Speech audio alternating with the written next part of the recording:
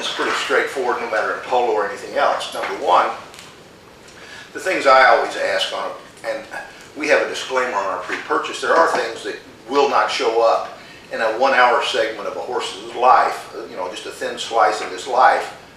For instance, the things I'd ask a seller is, number one, how long have you had the horse? And let's say it's, hopefully he's had it longer than a year. Has it had any medical problems that you know of? Recurrent colic, bleeding from the nostrils after it plays hard polo? Has it ever made a respiratory, inspiration or expiration noise? Has it ever had any kind of undiagnosed or subtle lamenesses? Has it ever tied up? If it's a mare, has it been exposed to a stallion recently? Does it have any bad vices? Weaving, cribbing, kicking other horses? These are the, any episodes of bucking, anything that the horse is barn sour, is it, difficult to haul in a trailer? There are things does it sweat good? You can get a non-sweater and it's okay on a vet check, and you take it home, and suddenly wherever you live, you may not be able to ride it anymore in the heat of the day. So these are things that we kind of ask. Certainly things that we can't find on a vet check are horses that do tie up, fairly periodically. Horses that have intermittent uveitis, inflammation of the eye, a lot of people call moon blindness. It can be autoimmune related.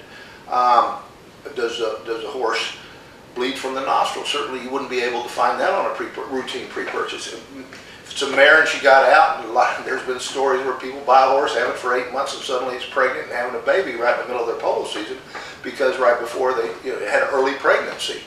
A lot of people, we don't do routinely reproductive exams on polo ponies because most of them, a lot of the mares are anestrus. They don't cycle anymore. They're like human athletes. Their reproductive cycles change because of the constant surge of adrenaline they get from playing hard physical things. So we don't really, I know of horses that have been pre-purchased, played well for a year and suddenly colic, and they have a pretty good ovarian-sized tumor that may have been there, active for, as long as you just need to ask questions specifically related to those horses. And that's just kind of a good list, I ask. And then you say, has a horse ever had a vet check before? Have you ever had this horse up for sale? Has it ever been examined by a veterinarian for sale? And if so, what were the results? You have to ask the buyer that. You can't ask a vet that may do that buyer's work because he's not going to say one way or another. But you can specifically, and if so, if he failed, why did he fail? Just because horses do not pass does not mean, we may look at a horse today that's cripple lame, and 2 weeks from now it's fine. He has an abscess or a bruise or something simple, and it doesn't mean that he's unsound. People and horses alike have good days, bad days, but these transitory, temporary lamenesses don't necessarily mean anything bad.